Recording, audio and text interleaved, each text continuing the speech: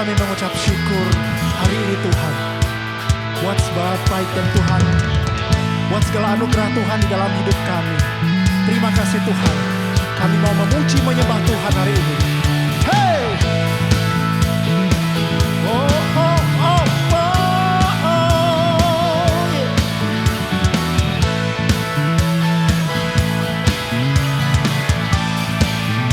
Lord, you are good, come on. Lord, you are good and your mercy endureth forever. Lord, you are good and your mercy endureth forever. People from every nations and tongue, from generations to generation, we worship you. Hallelujah, hallelujah, we worship you for who you are.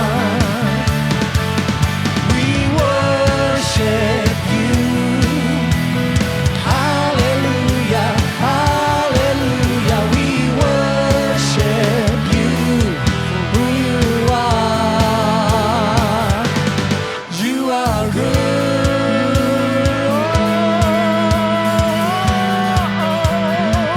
Lord, you are good. Lord, you are good and your mercy endureth forever.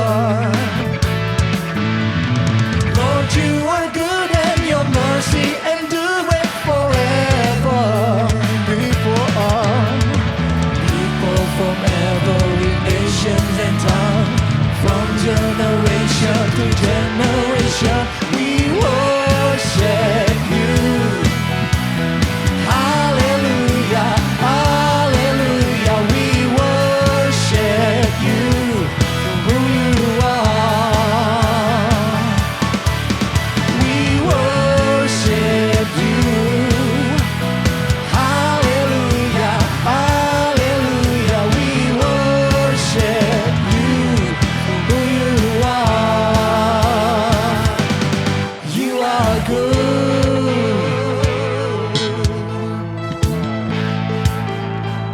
So good, so good. You are good. So good, so good. Hey!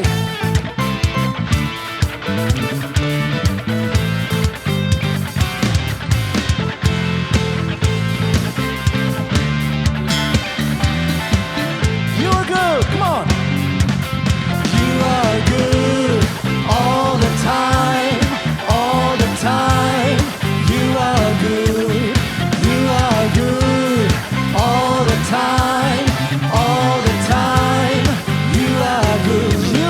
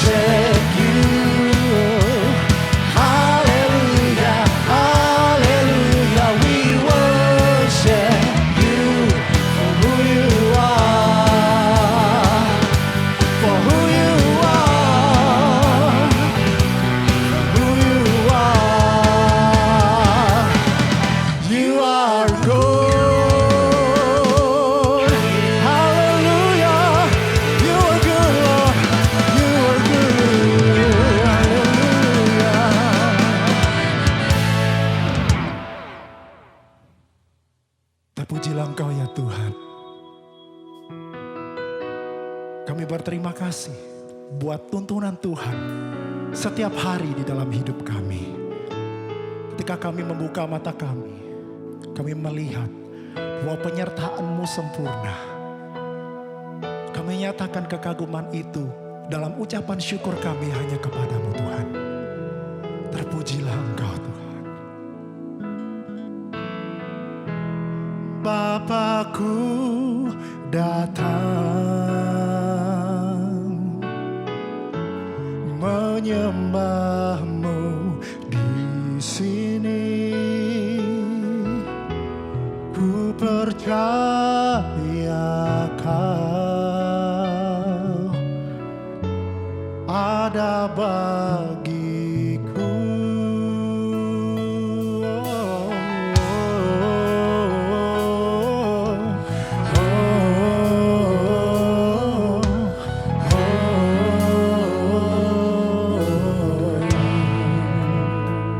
Bapakku datang, Bapakku datang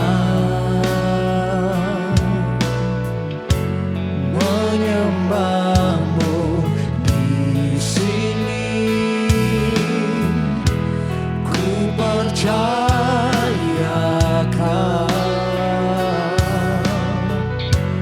ada bagiku. Tak usah ku takut, sebab Kau sertaku. Tak usah ku bimbang, Kau di dalamku. Tak usah ku cemas, Kau penghiburku. Saat ku lemah, Kau kuatku. Ku nyanyi haleluya,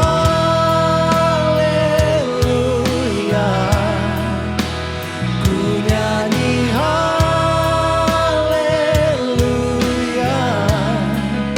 Sungguh Kau hebat, ajaib perkasa perbuatan-Mu. Ku nyanyi haleluya, ku nyanyi haleluya,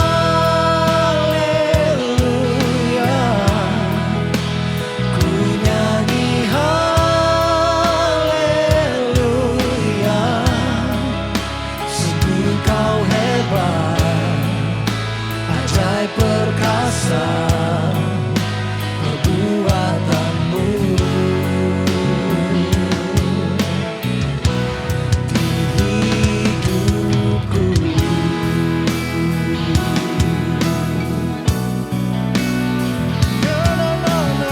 na. Bapakku datang kepadamu. Bapakku datang menyembah-Mu di sini. Ku percaya Kau ada bagiku. Tak usah ku takut, sebab Kau sertaku. Tak usah ku bimbang, Kau di dalamku. Tak usah ku cemas, Kau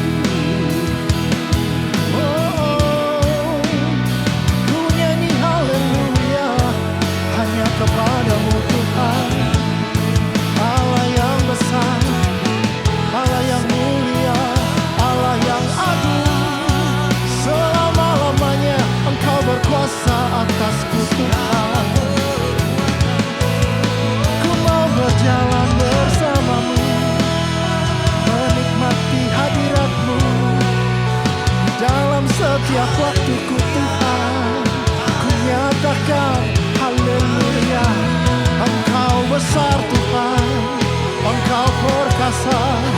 Engkau baik Tuhan, yang terbaik. Kemuliaan hanya bagi Allah di tempat maha tinggi selamanya. Selamanya Engkaulah Tuhan kami, Allah yang kami sembah di dalam nama Yesus.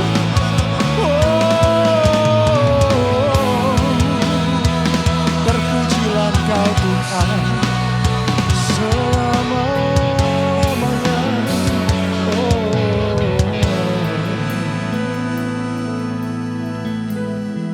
Haleluya. Terpujilah Engkau ya. Kami mau menyatakan kekaguman kami terhadap Tuhan. Dengan pujian kami hanya kepadamu ya Bapa. Engkaulah Tuhan Allah yang ada di dalam hidup kami selamanya. Kami ada karena Tuhan sampai detik ini. Anugerah-Mu yang besar itu memampukan kami menghadapi hari demi hari. Haleluya. Ku kagum hormat akan Engkau.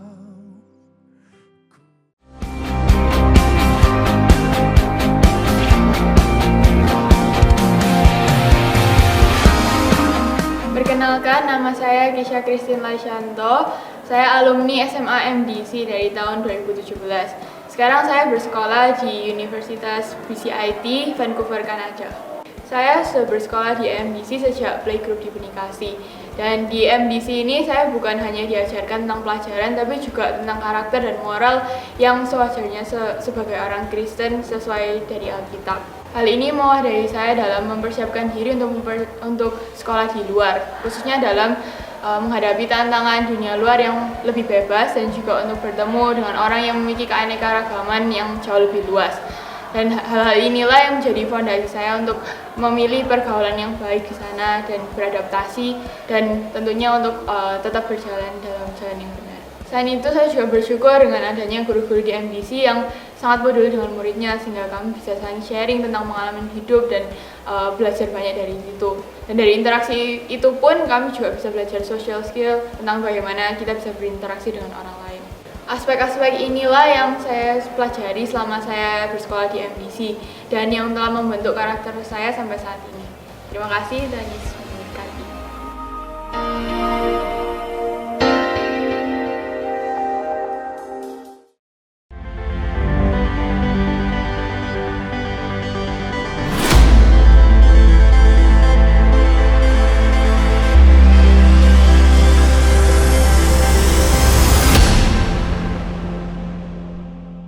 Selamat datang di ibadah online dari keluarga MDC Surabaya.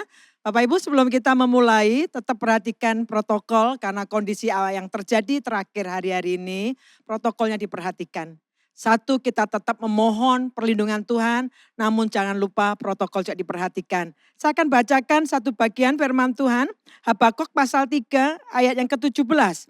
Sekalipun pohon ara tidak berbunga, pohon anggur tidak berbuah, hasil pohon zaitun mengecewakan, sekalipun ladang-ladang tidak menghasilkan bahan makanan, kambing domba terhalau dari kurungan, dan tidak ada lembu sapi dalam kandang.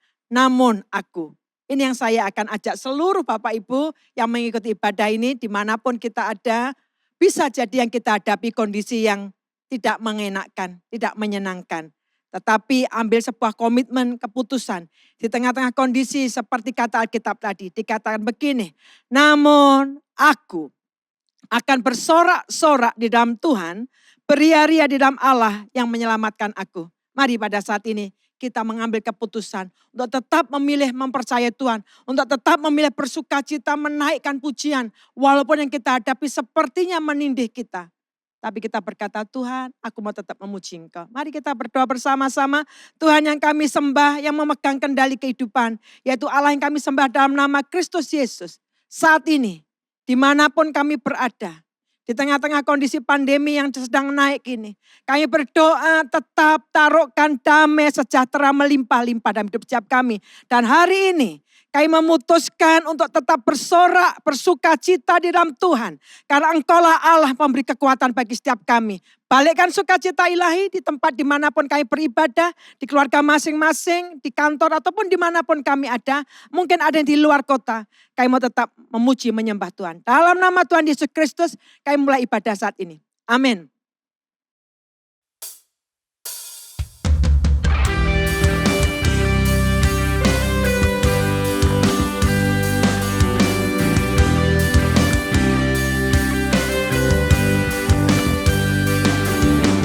Setiap langkahku, tanganmu menuntun jalanku, karena kau pelita hidupku, yang selalu bersinar dalamku. Kasih-Mu sempurna, baru tiada habisnya. Apapun cerita hidupku, janji-Mu tak kau tinggalkanku. Ku percaya Kau Tuhan atasku, ku serahkan semua masa depanku. Ku tak akan takut, hidupku aman di dalam-Mu.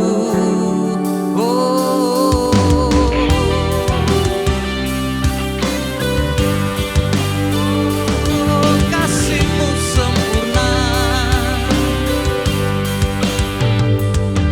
kasih-Mu sempurna, selalu baru tiada habisnya. Apapun cerita hidup, janji-Mu tak kau tinggalkanku.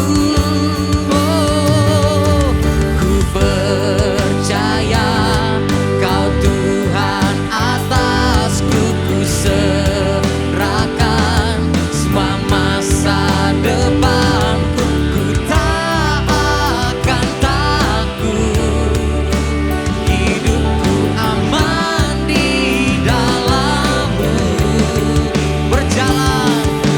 Berjalan dalam kebenaran-Mu, sumber damai di dalam jiwaku. Kau Yesus yang hidup, tiada yang mustahil bagi-Mu. Oh, forever I will sing in Your presence. Forever I will trust in Your name. Your will be done. Your will be done. Oh, forever I will sing in Your presence. Forever I will trust in Your name. Your will be done. Your will be done. Oh, Jesus.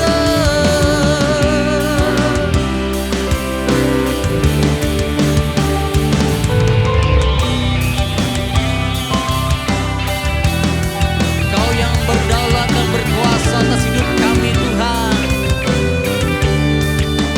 Kau yang berkuasa, surga bumi kan menyembah Yesus, Raja segalanya.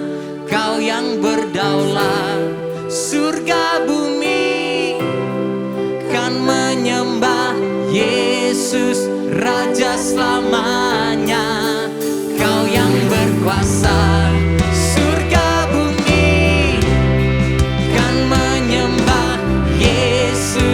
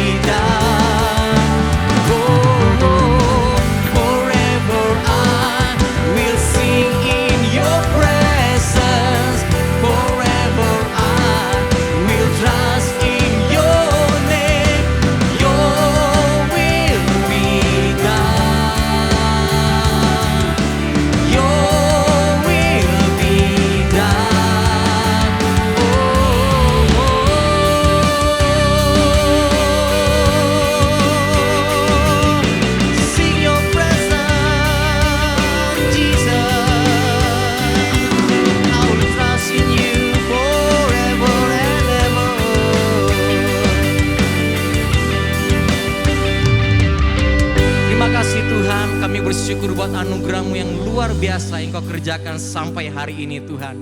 Kesetiaan-Mu, kebaikan-Mu, kemurahan-Mu, pertolongan-Mu Tuhan tidak pernah terlambat. Dan janji-Mu, janji yang setia, ya dan amin Tuhan. Biarlah kami hidup di dalamnya dan kami mau bernyanyi karena Engkau ada bersama-sama dengan kami Tuhan. Apapun yang kami alami Tuhan, kami tidak takut, kami tidak gentar. Kami percaya di dalam Engkau Tuhan. Kami memuji dan menyembah-Mu di dalam nama Yesus. Yang percaya bersama katakan, amin, amin, amin. Hanya di dalam nama Yesus ada kuasa penyembuhan. Hanya di dalam nama Yesus ada kuasa pemulihan. Amin.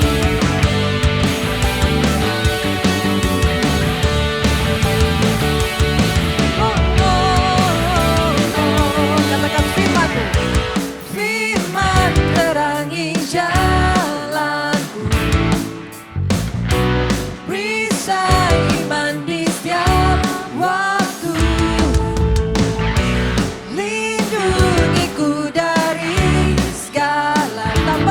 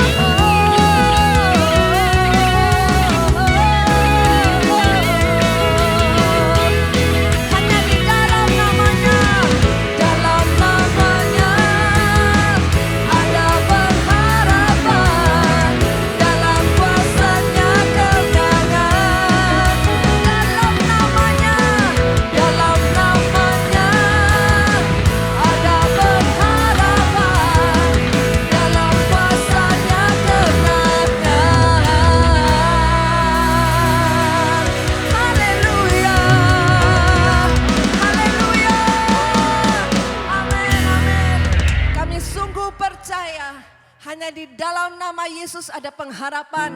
Hanya di dalam nama Yesus ada kemenangan. Tuhan, saat ini kami datang di hadapan-Mu.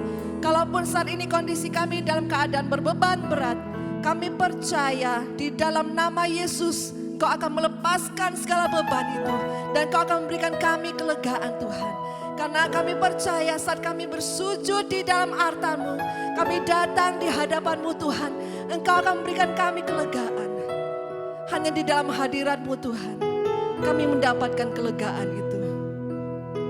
Terima kasih Yesus. Terima kasih Tuhan. Mari saat ini saudara dimanapun kita berada, kita mau buka hati, kita mau datang di hadapan Tuhan, kita mau sembah Dia, kita mau tinggikan namanya. Tetap percaya ada pengharapan di dalam nama Yesus. Bila hati terasa berat, tak seorang pun mengerti bebanku. Ku tanya Yesus, apa yang harus ku buat? Dia berfirman, mari datanglah. Dia selalu pedulikan aku. Ku datang Yesus, Dia pikul segala bebanku. Sujud di altar-Nya, ku bawa hidupku, ku terima anugerah-Nya. Dia ampuniku dan bebaskanku. Dia ubah hidupku, barui hatiku. Sesuatu terjadi saat datang di altar-Nya. Yes Lord. Bila hati terasa berat, tak seorang pun mengerti bebanku. Ku tanya Yesus, apa yang harus ku buat? Dia berfirman, mari datanglah. Terima kasih Tuhan, yang selalu pedulikan aku. Ku datang Yesus, Dia pikul segala bebanku. Sujud di altar-Nya, ku bawa hidupku, ku terima anugerah-Nya. Dia ampuniku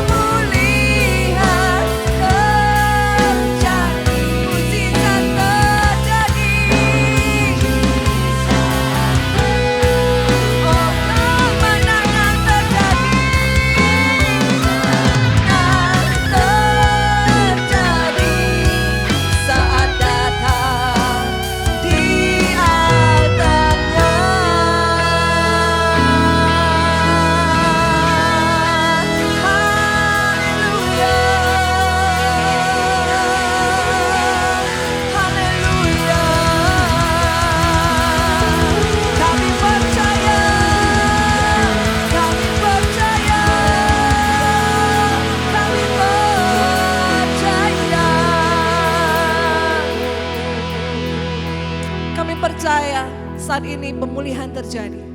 Kami percaya saat ini kemenangan terjadi. Kami percaya saat ini Tuhan mukjizat terjadi. Dari rumah ke rumah, dalam kehidupan jemaat-Mu saat ini Tuhan. Kalau saat ini mereka mengalami sakit, kami percaya ada kesembuhan yang terjadi. Kalau saat ini mereka sedang susah hati, kami percaya Tuhan Kau akan memberikan kekuatan dan penghiburan bagi jemaat-Mu. Kalau saat ini Tuhan, mereka sedang merasa sendiri, Engkau Allah yang tidak pernah meninggalkan.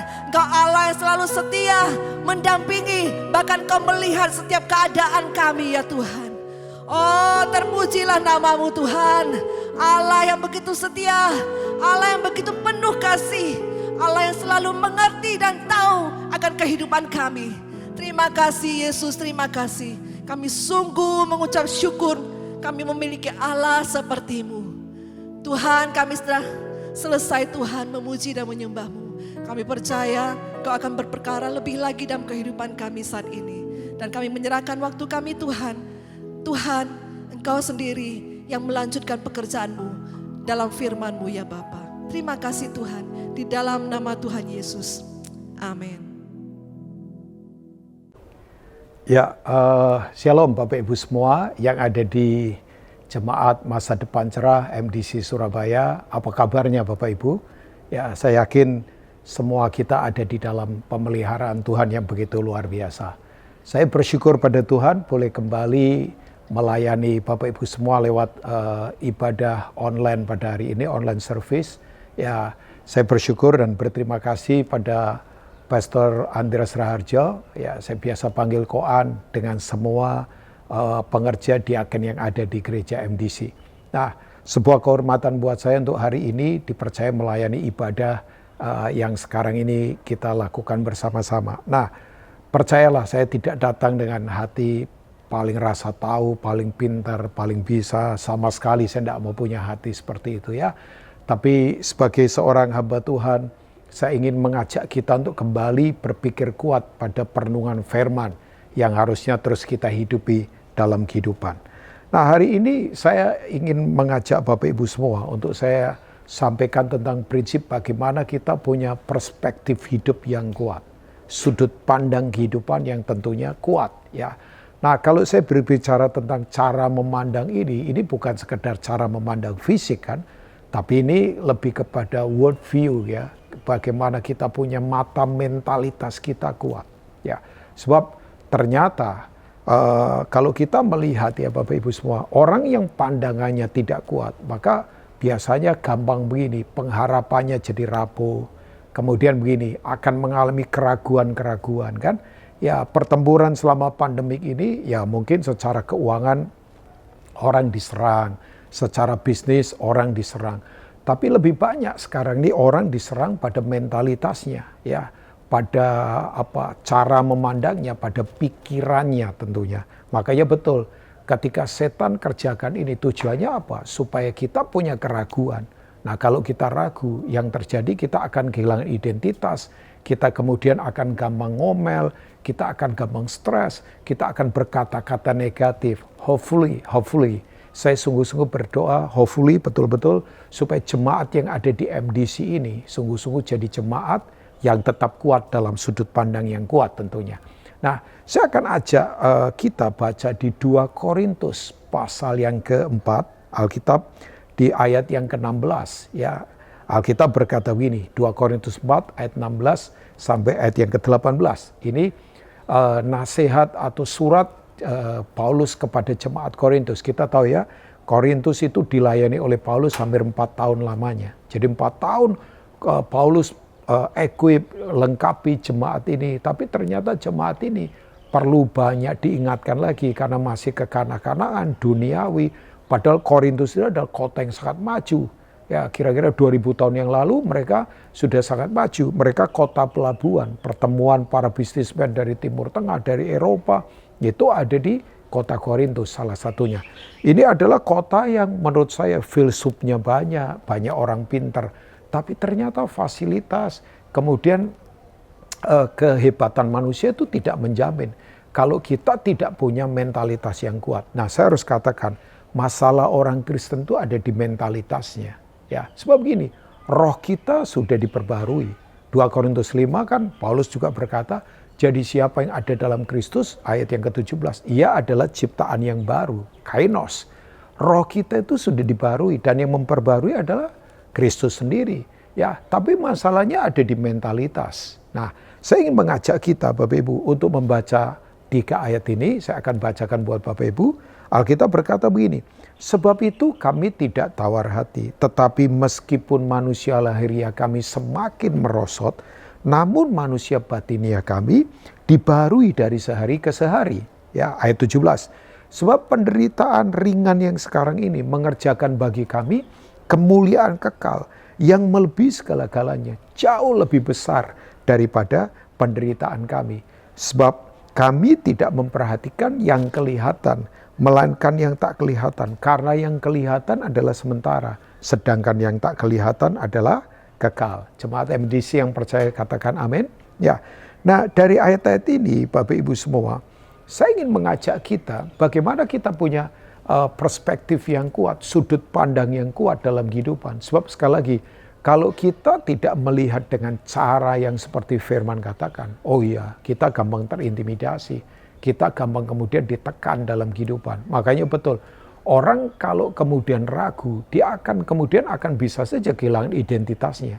Ya, nantinya begini, nilai kehidupannya, standar hidupnya bukan lagi diukur berdasarkan referensi dari apa yang Tuhan katakan, tapi apa yang dunia katakan, apa yang setan katakan. Jangan, ya, kita tetap mengukur standar hidup kita adalah seperti yang firman Tuhan katakan tentang siapa kita. Nah, dari ayat-ayat ini Bapak Ibu ya, saya ingin mengajak kita sekali lagi ya, perspektif itu adalah apa sih? Ya, itu sebuah cara memandang yang akan mempengaruhi semua keputusan kita, yang akan mempengaruhi respon kita terhadap semua hal yang terjadi, stimulus apapun yang terjadi. Entah itu enak, entah itu susah, entah itu sehat, entah itu tidak sehat. Itu akan membuat kita punya respon-respon yang benar dalam kehidupan. Ya. Nah, yang pertama yang Paulus ingatkan buat kita adalah ini. Mari kita tetap memiliki apa yang disebut dengan prinsip in spite. In spite itu walaupun, meskipun. Jadi di ayat 16 dia katakan, meskipun manusia lahiriah kami semakin merosot. Ya, meskipun manusia lahiriah kami semakin merosot. Namun manusia batiniah kami, mentalitas kami dibarui dari sehari ke sehari. Jelaskan Bapak Ibu ya, bahwa kalau ada kata fana itu lahiriah memang. Ya, makanya kalau Bapak Ibu mendengar kata ini nih, ungkapan ini, tua, kuno, merosot, sakit, mati. Ya, itu tanda kefanaan. Ya, semua yang fana itu pasti tua, kuno, merosot, sakit, dan mati. Itu tanda kefanaan. Makanya dia berkata, secara lahiriah merosot. Tapi meskipun itu, dia berkata begini, tapi secara manusia batiniah, ya aku mau terus diperbarui dari hari ke sehari. Makanya saya percaya sekali Bapak Ibu ya, bahwa Tuhan mau kita itu punya manusia batiniah terus dibarui dari sehari ke sehari. Dan saya percaya Bapak Ibu, kalau kita memiliki ini memang mentalitas akan berbeda dalam kehidupan. Nah, yang memperbarui mentalitas kita adalah lewat apa? Ya lewat perenungan firman, tidak ada yang lain. Ya, makanya saya dalam hidup saya mau tetap fokus untuk merenungkan firman Tuhan. Perenungan yang membuat saya punya sudut pandang seperti firman punya sudut pandang. Ya, kalau kita memiliki ini akan berbeda Bapak Ibu ya. Wah, kalau Bapak Ibu lihat apa yang Paulus katakan ya, ini menurut saya luar biasa ya. Sebab begini ternyata dalam roh kita, batiniah kita, itu kan ada beberapa fungsi. Batiniah, roh kita itu ada beberapa fungsi. Batiniah kita itu misalnya fungsi penyembahan, worship. Makanya Yesus berkata, Bapa mencari penyembah yang menyembah dalam roh dan kebenaran. Ya, jadi Tuhan cari penyembah yang begini, yang sungguh-sungguh lahir dari kedalaman dari rohnya. Tapi juga begini, dalam batinnya kita, roh kita ada fungsi, misalnya fungsi pewahyuan. Ya, pewahyuan itu apa? Tuhan terobosi cara berpikir kita, sehingga kita bisa mengerti apa yang Tuhan mau dalam kehidupan. Oh ya, orang yang hidup dalam pewahyuan, itu orang yang hidup sungguh-sungguh dalam pengenalan akan Tuhan yang kuat. Itu pewahyuan. Ya, tapi yang ketiga, dalam roh kita, dalam batinia kita itu ada fungsi namanya fungsi apa? Hati nurani. Kemampuan untuk bisa membedakan mana yang salah dan mana yang benar. Jadi bodoh pinter di hadapan Tuhan itu bukan soal gelar. Ya, silakan orang boleh mengejar gelar. Ya, orang boleh punya pendidikan yang tinggi. Silakan, itu harus Bapak Ibu. Makanya saya suka ngomong sama anak-anak muda, kejar sekolah yang terbaik, ya, lulus yang terbaik, berkualitas di sana. Tapi kemudian saya menyadari bahwa bodoh dan pinter itu adalah soal hati nurani. Bapak Ibu pernah lihat gak ada orang bergelar hebat tapi suka nipu, suka bohong, suka berdusta. Itu masalahnya ada di dalam batinianya dia. Nah, Paulus makanya mengajak pada kita untuk kita sungguh-sungguh ada dalam batinia yang kuat. Makanya di kitab yang lain di Filipi pasal 4 dia mengingatkan kita ayat yang ke-8 kan. Dia berkata begini, jadi akhirnya saudara-saudara, Filipi 4 ayat yang ke-8 saya akan bacakan buat Bapak Ibu semua. Ya, Bapak Ibu bisa melihat di sana apa yang dia katakan dalam Filipi pasal 4 ayat yang ke-8. Alkitab berkata begini, ini yang dia katakan pada jemaat Filipi. Jadi akhirnya saudara-saudara, ya, semua yang benar, semua yang mulia, semua yang adil, semua yang suci, semua yang manis, semua yang sedap didengar, semua yang disebut kebajikan dan patut dipuji. Pikirkanlah semuanya itu. Semua yang benar, semua yang mulia, semua yang adil, semua yang suci. Apa itu? Itu firman Tuhan. Pikirkanlah. Think on. Ya. Itu bahasa aslinya, bahasa Yunaninya pakai kata logisomai. Logisomai itu begini. Firman itu harus diinstal dalam batin kita, dalam pikiran kita. Firman itu harus di-bank in, ya, ditabung. Semua yang ditabung itu penting kan Bapak Ibu ya. Nah, itu kapan dikeluarkan? Waktu kita dihadapkan pada kebutuhan, pada tekanan yang ada di luar. Ya, makanya orang tidak bisa keluarkan uang ya di ATM-nya dia mungkin atau di rekeningnya. Kalau dia tidak pernah menabung kan, tidak pernah memasukkan. Nah, bahasa lainnya adalah inventarisasi. Saya percaya Bapak Ibu para pengusaha, dokumen-dokumen penting akan diinventarisasi. Sebab satu kali kalau misalnya ada orang mau coba coba laporkan kita punya bukti legal bahwa kita itu punya inventarisasi, dokumen kita lengkap secara hukum sah. Nah, hidup dalam firman ya itu membuat kita punya batin jadi kuat, perbarui itu. Makanya betul, meskipun secara lahiriah merosot, ya kan? Ya, saya juga merosot. Ya, maksudnya ya makin usia ya makin merosot secara lahiriah, bukan pesimis enggak. Ya, saya suka berkata, dulu rambut saya banyak ombaknya, sekarang banyak pantainya kan? Ya, mulai berkurang-kurang juga. Dulu banyak ngombak begitu, banyak ombaknya, sekarang banyak pantainya. Gigi ya sudah mulai ya agak satu-satu ada copot juga ya. Itu hal yang lumrah. Tapi kita harus tetap punya karakter inspired, karakter walaupun lahiriah merosot. Mungkin secara bisnis sekarang lagi berat, tapi batinia kita harus tetap kuat. Karena ini yang penting. Kalau Bapak Ibu lihat ya, saya itu kalau pembaca Alkitab ada beberapa contoh orang yang memang batinianya hebat, ya mentalitasnya hebat, cara berpikirnya kuat. Salah satunya kalau Bapak Ibu baca di silsilah Yesus, Matius pasal pertama ya. Kita kalau lihat silsilah Yesus, itu bukan semua orang-orang yang hebat-hebat ya. Bahkan ada beberapa orang yang bukan orang Israel seperti Rahab misalnya. Rahab itu adalah mantan pelacur dari Dewi Kuil Bulan yang ada di Yeriko. Kemudian Ruth itu siapa? Ruth itu adalah orang Moab ya. Jadi kalau saya boleh berkata, nenek moyangnya Daud itu ternyata ada yang dari Yeriko, Kanaan, ada yang dari Moab. Jadi bukan orang-orang Israel. Tapi ada satu juga kalau kita lihat di ayat yang ke-6. Ini ayat aneh sekali. Alkitab berkata, Isai memperanakkan Daud. Daud memperanakkan Salomo dari istri siapa? Uria. Mengenaknya apa? Kan istrinya Daud yang memperanakkan Salomo Bathsheba. Tapi kenapa kok nama Uria disebut? Kan nggak ada kena mengenaknya. Ya, Uria memang suaminya Bathsheba awalnya kan sebelum dia diambil oleh Daud. Tapi orang ini memang luar biasa. Kalau Bapak Ibu lihat ya Bapak Ibu ya, ini orang punya mentalitas, walaupunnya luar biasa. Kalau kita lihat ya, satu kali di 1 Samuel pasal 11, Daud itu lagi jalan-jalan di atas soto. Musim perang dia nyaman, dia melihat orang mandi, dia suruh ambil wanita itu, Batsheba. Kemudian tidur dengan Daud, ternyata Batsheba hamil.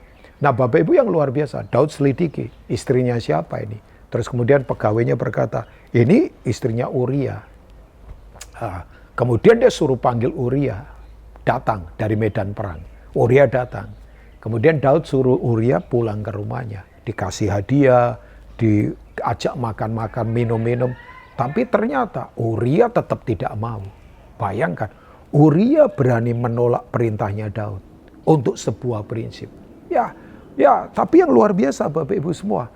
Ya, waktu kemudian Uria ditanya, kenapa kamu nggak mau ini dengan bahasa saya? Bapak Ibu bisa baca di kitab 1 Samuel pasal yang ke-11 ya. Bapak Ibu bisa lihat di sana nanti, 2 Samuel pasal 11. Ya, Uria berkata begini, Tuan, tabut Allah lagi ada di dalam pertempuran. Kemudian Yoab dan pasukan lagi berperang. Masa aku enak-enakan. Jadi alasan dari orang yang punya prinsip sudut pandang yang kuat, dia berkata, hadirat Tuhan, kemudian teamwork, kemudian teman-teman lagi berjuang untuk sesuatu yang lebih besar dari dirinya. Ya, masa aku kemudian enak-enakan sendiri? Ya, saudara, jadi kemudian Bapak Ibu, Uria nggak mau. Sampai akhirnya Daud memilih cara yang begitu kasar. Makanya saya suka berkata, Daud itu orang kompleks ya. Raja ya iya, pemazmur ya iya, mafia ya iya. Oh kita jangan berkata kalau gitu, saya jadi pemazmur juga tapi mafia juga. Jangan, ada resikonya sebab anaknya nanti meninggal kan Bapak Ibu. Jadi kemudian Daud kirim surat. Dan surat itu yang membawa Uria ke medan pertempuran. Begitu dibaca Yoab, ya Yoab sedih sih. Tapi karena perintah raja dia harus lakukan. Ya surat isinya adalah ini dia.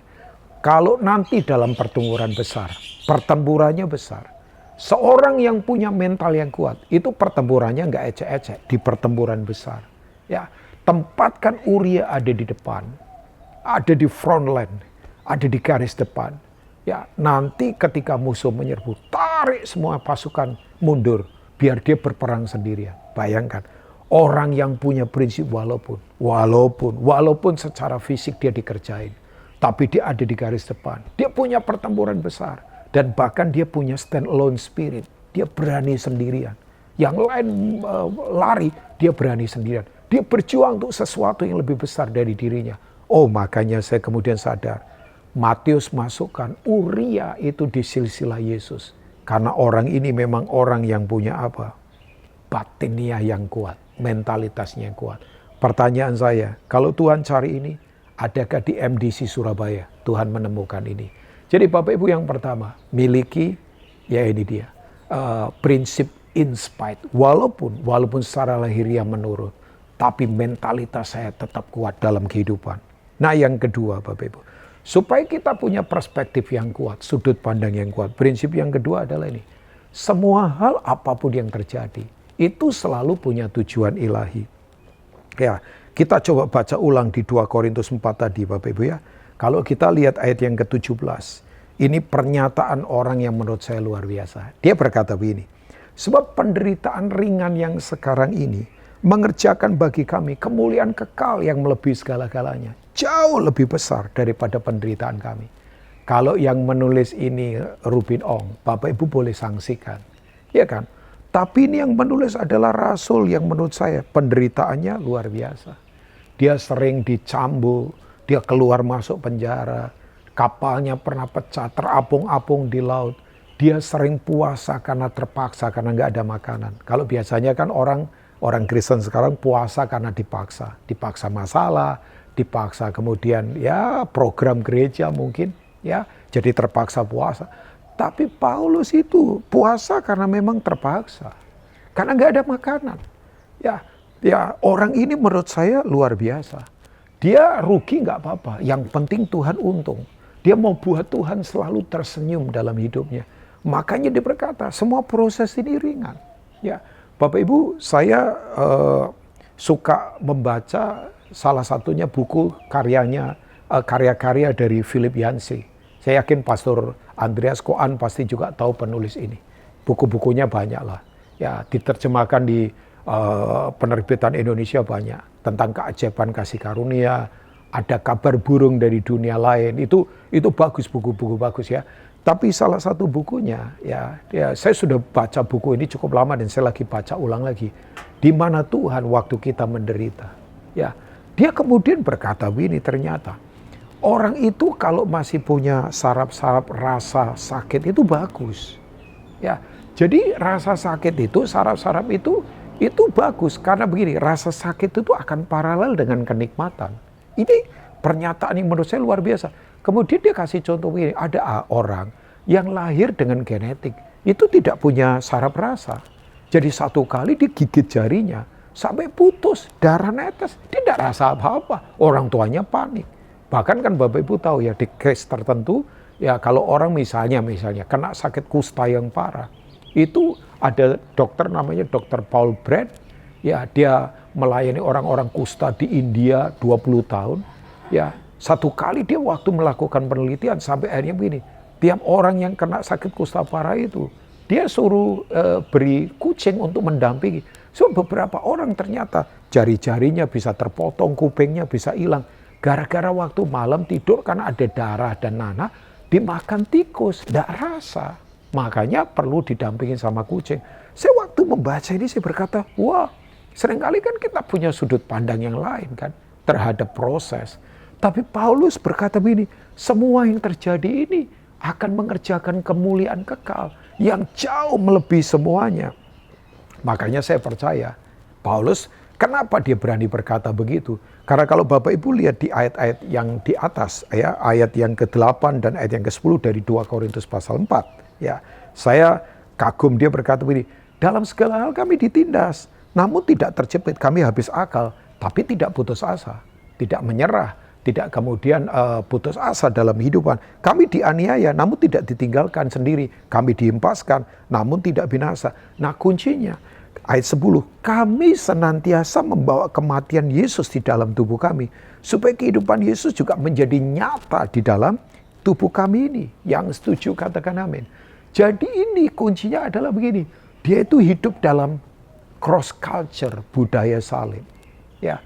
Bapak Ibu, budaya itu kan begini, kebiasaan yang kita lakukan. Sampai kita melakukannya sudah tidak perlu berpikir lagi. Budaya salib itu begini, pengorbanan. Budaya salib itu matinya kedagingan. Orang kalau hidup dalam budaya salib, berkorban itu sudah tidak perlu berpikir lagi. Tidak perlu hitung-hitungan lagi. Ya, makanya saya ingatkan buat jemaat yang ada di MDC ini Bapak Ibu ya. Banyak orang kan begini, tidak bisa membedakan antara dampak salib dan tujuan salib.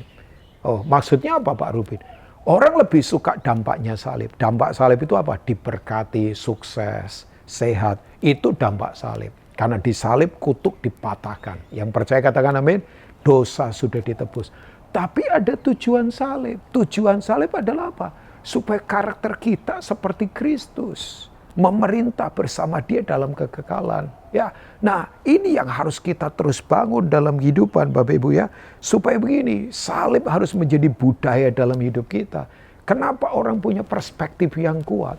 Ya, tidak mengeluh, tidak ngomel. Saya berkata begini bukan sok kuat ya Bapak Ibu. Tapi sebagai orang percaya, yuk kita kembali. Bahwa semua proses yang kita alami itu biasa.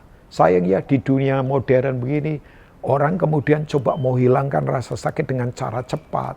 Makanya orang nggak lagi punya punya saraf-saraf rasa untuk oh iya Tuhan lagi bicara apa sebetulnya. Ya semua hal yang terjadi ini saya yakin Tuhan punya tujuan yang luar biasa. Bapak Ibu kalau kita punya pandangan kekekalan memang berbeda dalam kehidupan. Ya makanya saya kalau belajar ya misalnya beberapa orang yang mengalami proses tidak gampang. Saya kemudian belajar dari mereka. Ya, ada kemuliaan yang begitu luar biasa. Ya, Bapak Ibu kalau membaca ya beberapa contoh di Alkitab. Misalnya seperti waktu Israel ditawan oleh Babel di kitab Daniel. Ya, Bapak Ibu bisa melihat di kitab Daniel. Menurut para ahli, kitab Daniel itu pusatnya itu ada di pasal 3. Ya, yaitu peristiwa apa? Perapian yang menyala-nyala. Tapi yang aneh, penulisnya sendiri tidak ada di situ. Yang ada adalah komunal, yaitu Sadrak, Mesak, dan Abednego. Mereka kan orang-orang yang ditawan oleh Raja Nebukadnezar, raja dari Sinear, dari Babel. Ya, mereka ditawan. Tapi yang luar biasa, nama Daniel nggak ada. Justru menurut saya begini, ini waktunya memang nggak ada Superman, nggak ada selebriti rohani, yang ada komunal. Nah, pernah gak Bapak Ibu melihat pemandangan orang di dalam api bisa survive? Saya yakin. Tanya orang tua kita lah yang sudah hidup lama. Pernah gak papa atau om lihat itu orang bisa hidup di dalam api? Gak ada. Ini pemandangan yang menurut saya sangat amazing banget. Sangat luar biasa. Bapak Ibu tunjukkan pada saya pemandangan-pemandangan di bumi yang hebat-hebat. Tidak menang dengan pemandangan ini. Ya. Tapi apa yang terjadi Bapak Ibu? Begitu mereka, ya Nebukadnezar bikin patung, mereka suruh menyembah. Tapi mereka berkata, ayat 16 dari Daniel 3, Tuhan dalam hal ini kami tidak akan memberi jawab. Ya, kemudian mereka berkata begini, kalau Allah yang kami sembah sanggup melepaskan kami, dia akan melepaskan kami. Tapi kalaupun tidak, kami tidak akan menyembah. Ya, jadi mereka punya ekspektasi ditolong. Tapi kalau enggak, ya mereka berkata, Tuhan punya kedaulatan. Ya Bapak Ibu, Nebukadnezar marah. Mereka dimasukkan ke dalam api. Jadi Sadrak, Mesak, dan Abednego itu bukan tidak masuk ke dalam api, masuk. Mereka punya ekspektasi, kalau bisa Tuhan tolong kami. Tapi kalau enggak, ya enggak apa-apa. Ya mereka masuk. Tapi begitu masuk, yang saya tahu begini, mereka masuk dengan ikatan tali Babel. Tali Babel apa? Kenajisan, kemunafikan, kejahatan. Begitu masuk ke dalam api, ya talinya putus semua. Makanya saya yakin di masa krisis ini, semua tali-tali Babel lagi dilepaskan. Supaya gereja murni, yang percaya katakan amin. Begitu masuk ke dalam. Berapa orang yang ada di dalam? Yang dimasukkan 3. Tapi yang ada adalah 4 orang. Satunya, Nebukadnezar berkata, rupanya seperti anak dewa. Itu adalah teofani itu. Penampakan Yesus di perjanjian lama. Itu istilahnya kan teofani. Penampakan Yesus di perjanjian lama. Bapak Ibu yang luar biasa. Coba, ya apinya makin besar. Mereka besarkan. Tapi kemudian Tuhan tolong dengan cara yang luar biasa. Ya makanya saya percaya. Ini waktunya Bapak Ibu. Di tengah proses seperti apapun. Kita tetap akan mengalami kemuliaan. Mereka keluar tidak angus sama sekali. Sampai seluruh dunia memuliakan memuliakan Tuhan. Nebukadnezar berkata, tidak ada Allahnya seperti Sadrak, Mesak, dan Abednego. Sekali lagi itu komunal. Tidak ada nama satu orang yang muncul. Ini waktunya zaman di mana bukan lagi superioritas satu orang. Semua tubuh Kristus harus bergerak bersama-sama. Yang ketiga Bapak Ibu, ya ini dia. Kalau kita punya perspektif yang kuat, pandangan yang kekal, pandangan kekekalan yang kuat, itu akan membuat kita begini, menyadari bahwa kita ini di sini punya penugasan ilahi. Ya, kenapa kita harus memiliki ini?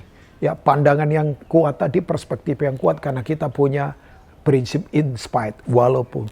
Tapi yang kedua, kita tahu bahwa semua punya tujuan ilahi dalam kehidupan.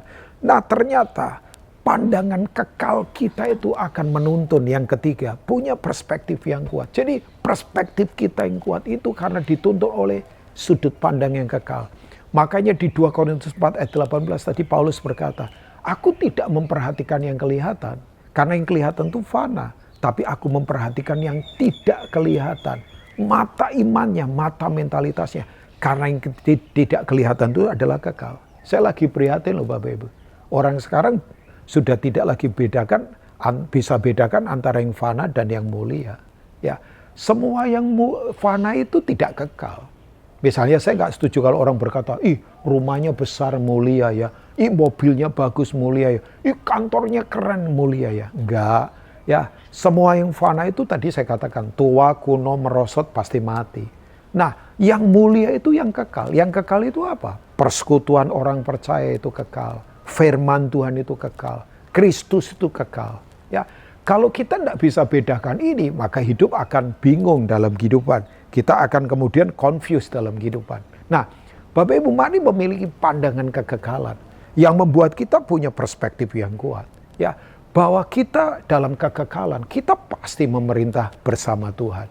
Makanya jemaat MDC, saya mengingatkan, kita itu di sini bukan tujuan utama, bukan tujuan sesungguhnya.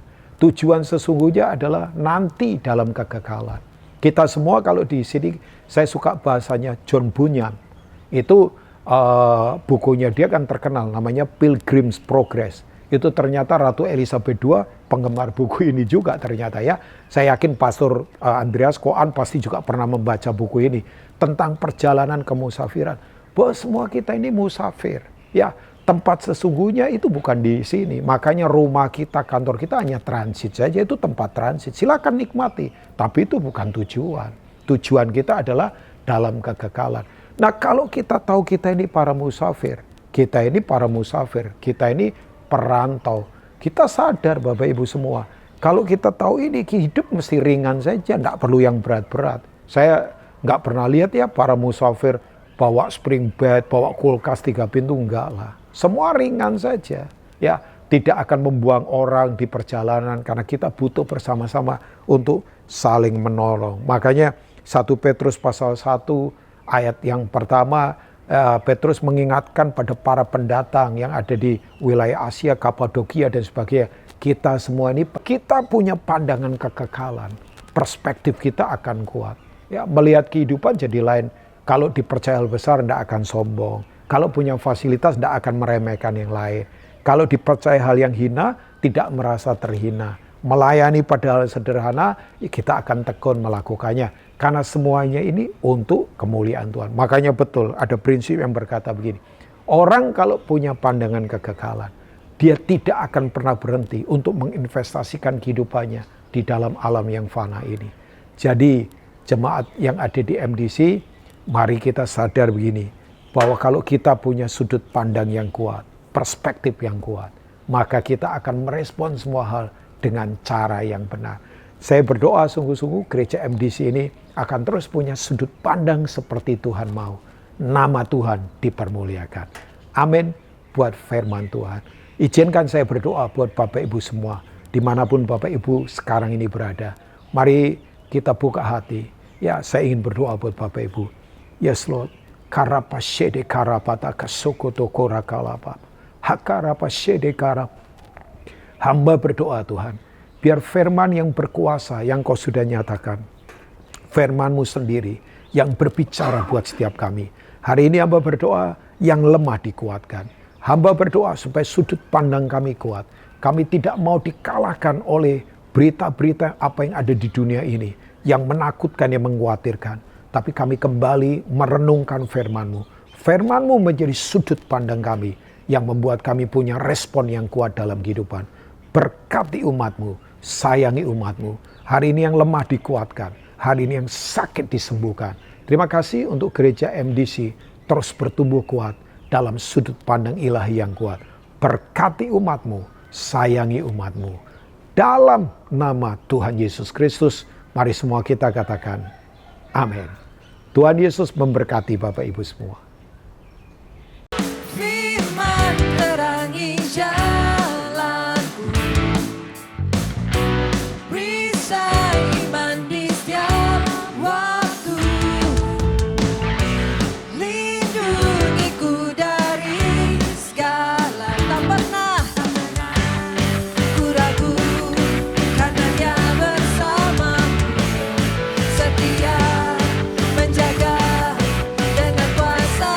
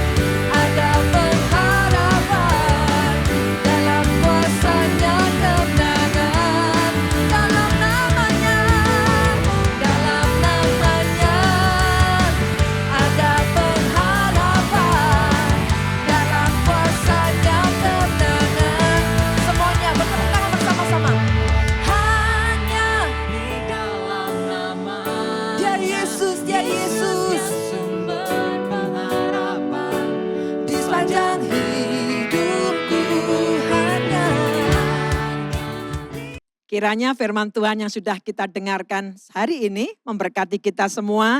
Dan saya percaya dimanapun Bapak Ibu ada dan seluruh saudara semua pastilah diberkati. Mari saya akan ajak semua dimanapun kita ada. Kalau mau berdiri silakan berdiri. Kalau mau angkat tangan silakan angkat tangan. Saya akan tutup dalam doa. Mari kita bersama-sama berdoa.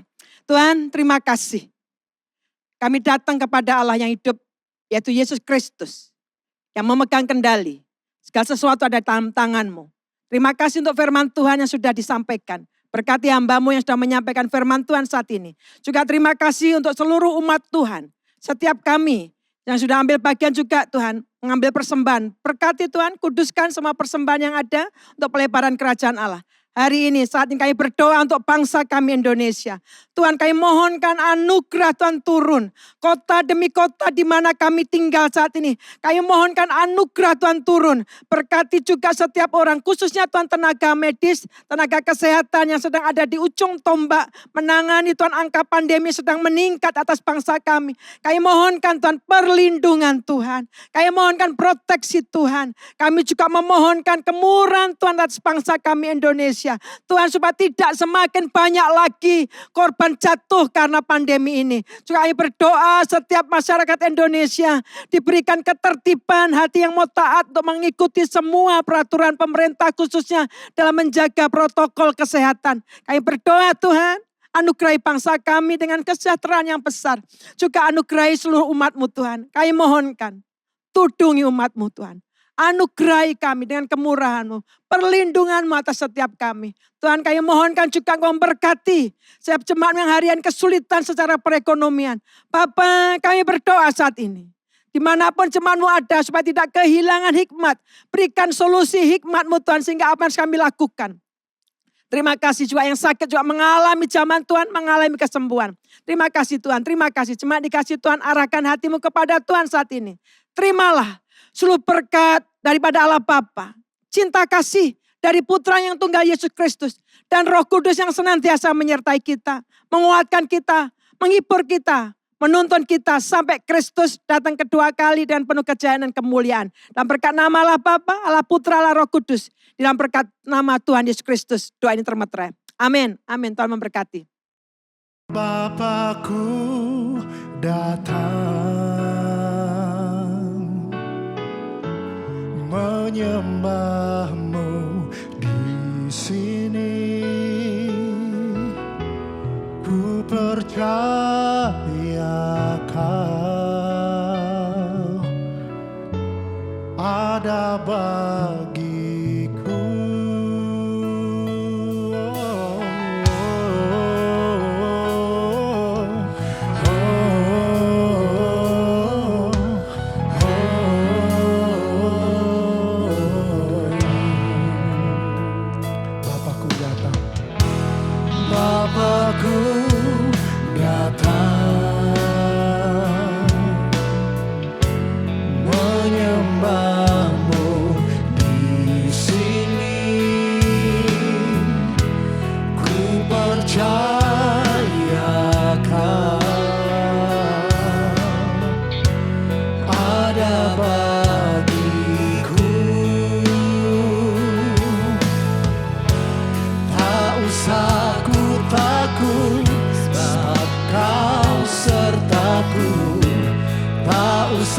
Ku bimbang Kau di dalamku, tak usah ku cemas, Kau penghiburku.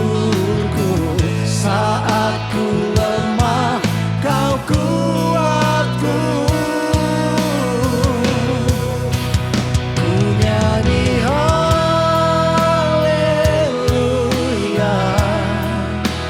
ku nyanyi haleluya.